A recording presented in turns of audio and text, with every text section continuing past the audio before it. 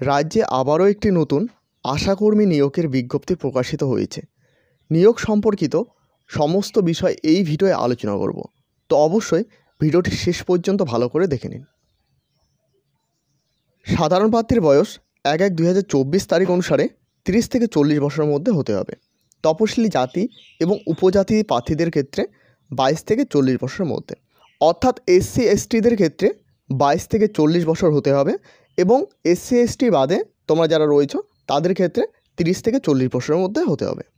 এরপর দেখো 4 নম্বর পয়েন্টে বলা হয়েছে প্রার্থীকে মাধ্যমিক বা সমতুল্য পরীক্ষায় অবতীর্ণ হতে হবে, অর্থাৎ এখানে কিন্তু মাধ্যমিক পাস হতেই হবে। এরপর দেখো নিচে এখানে একটি গুরুত্বপূর্ণ বিষয় বলা হয়েছে, উচ্চতর শিক্ষাগত যোগ্যতা প্রার্থীরাও আবেদন হিসাবে বিবেচিত হবেন, অর্থাৎ তোমরা যারা উচ্চতর শিক্ষাগত যোগ্যতা রয়েছে তারাও কিন্তু এখানে আবেদন করতে পারবে। এক্ষেত্রে মাধ্যমিক বা সমতুল্য পরীক্ষার প্রাপ্ত নাম্বারই বিচার করা হবে, অর্থাৎ শুধুমাত্র এখানে তোমাদের উচ্চশিক্ষা থাকলেও কিন্তু এখানে মাধ্যমিক পাস যে শিক্ষাগত যোগ্যতা রয়েছে সেটাই কিন্তু যাচাই করা হবে, অর্থাৎ উচ্চতর শিক্ষার কোনো রকম সুবিধা পাবে না, সেটা কিন্তু এখানে বলা হয়েছে। এরপর দেখো 6 নম্বর পয়েন্টে বলা হয়েছে যদি কোনো এলাকার 50% বেশি জনসংখ্যা তপশিলি জাতিভুক্ত হয় তবে সেই এলাকার পরিষেবা প্রদানের জন্য তপশিলি জাতি এবং উপজাতিভুক্ত প্রার্থীরা অগ্রাধিকার হবে, অর্থাৎ কোনো এলাকায় 50% বেশি জনজাতি তপশিলি হয় অর্থাৎ SC ST হয়, তারা কিন্তু সেখানের অগ্রাধিকার পাবে। তারপর দেখো এখানে নিচে কি বলা হয়েছে, যদি তপশিলি জাতি এবং উপজাতিভুক্ত আবেদনকারীদের মধ্যে উপযুক্ত প্রার্থী এবং উক্ত পদের জন্য উপলব্ধ না হয় তবে ওই পদের এলাকার পরিষেবা প্রদানের জন্য যোগ্য সাধারণ তালিকাভুক্ত প্রার্থী হিসাবে বিবেচিত করা হবে। অর্থাৎ এখানে তপশিলি জাতি এবং উপজাতি বলতে SC ST প্রার্থীরা এখানে যদি উপযুক্ত প্রার্থী হিসাবে যোগ্য না হয় তাহলে কিন্তু এখানে যারা পাশ করবে তাদের কিন্তু এখানে নিয়োগ করা হবে। এরপর দেখো 7 নম্বর পয়েন্টে একটি গুরুত্বপূর্ণ বিষয় জানানো হয়েছে, একজন আবেদনকারী কেবলমাত্র একটি আবেদনপত্র জমা দিতে পারেন। একের অধিক আবেদনপত্র জমা করলে তার আবেদনপত্র অর্থাৎ সমস্ত আবেদনপত্র বাতিল বলে গণ্য হবে, অর্থাৎ আপনারা শুধুমাত্র একটি আবেদনপত্রই জমা করবেন, এর বেশি কিন্তু জমা করলে সমস্ত আবেদনপত্র বাতিল হয়ে যাবে। আবেদনপত্রের সঙ্গে কি কি প্রমাণ দিতে হবে বা ডকুমেন্ট দিতে হবে সেগুলো কিন্তু এখানে বলা হয়েছে। দেখো এখানে প্রথমে বলা হয়েছে বয়সের প্রমাণ হিসাবে জন্ম শংসাপত্র অর্থাৎ বার্থ সার্টিফিকেট কিংবা মাধ্যমিক বা সমতুল্য পরীক্ষার অ্যাডমিট কার্ড, এই দুটো কিন্তু এখানে গণ্য করা হবে। এরপর এলাকার বাসিন্দার হিসাবে ভোটার পরিচয় বা রেশন কার্ড। এরপর দেখো পশ্চিমবঙ্গ সরকার কর্তৃক দেওয়া জাতিগত প্রমাণ অর্থাৎ SC ST প্রমাণ। এরপর দেখো মাধ্যমিক বা সমতুল্য পরীক্ষার মার্কশিট, সেটা কিন্তু দিতে হবে। এরপর দেখো বিবাহিত প্রার্থীদের ক্ষেত্রে বিবাহ নিবন্ধকরণ সংশয়পত্র অর্থাৎ ম্যারেজ সার্টিফিকেট।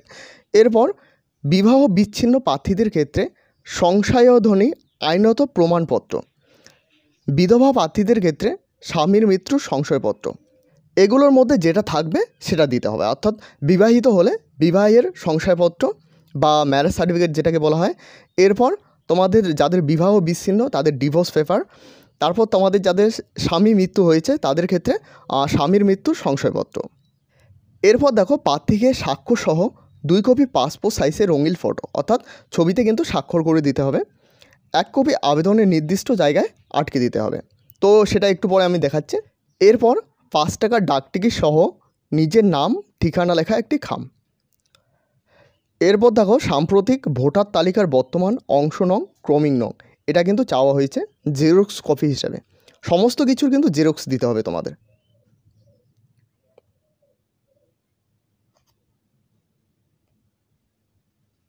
এই যে আপনাদের আশাকর্মী নিয়োগের আবেদন ফর্ম, এই ফর্মটি আপনাদের ফিল আপ করতে হবে। এর সঙ্গে যে ডকুমেন্টগুলো চাওয়া হয়েছে সেগুলো কিন্তু এর সঙ্গে অ্যাটাচ করে দিতে হবে। এরপর এখানে দেখতে পাচ্ছ এখানে কিন্তু আরেকটি ফর্ম দেওয়া হয়েছে। এখানে দেখতে পাচ্ছ আবেদনকারীর বৈবাহিক অবস্থা জন্য স্বঘোষণা, বিবাহিত, বিধবা, বিবাহ বিচ্ছিন্ন, এটা কিন্তু ফিল আপ করতে হবে।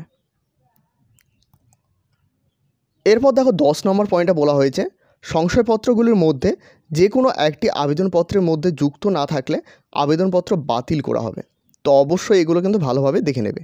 এরপর দেখো ইন্টারভিউয়ের সময় প্রার্থীকে অবশ্যই আবেদনপত্রটিতে উল্লেখিত প্রমাণপত্র গুলির আসল দেখাতে হবে, অর্থাৎ যেগুলো তোমরা এখন আবেদন করার সময় দেবে সেগুলো কিন্তু অরিজিনাল কপিটি নিয়ে যেতে হবে।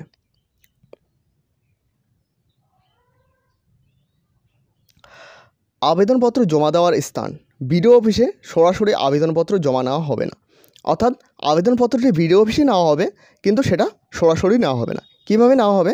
ডাকযোগে, স্পিড পোস্ট এবং রেজিস্টার পোস্ট, এভাবে কিন্তু, অর্থাৎ ডাক বিভাগের মাধ্যমে কিন্তু এইসব ডকুমেন্ট দিয়ে তোমরা কিন্তু পাঠিয়ে দিতে হবে। দেখো এখানে 14 নম্বর পয়েন্টে বলা হয়েছে আবেদনপত্র জমা দেওয়ার তারিখ 4/9/2024 থেকে 4/10/2024, অর্থাৎ 1 মাস সময় দেওয়া হয়েছে আবেদনপত্র জমা দেওয়ার জন্য।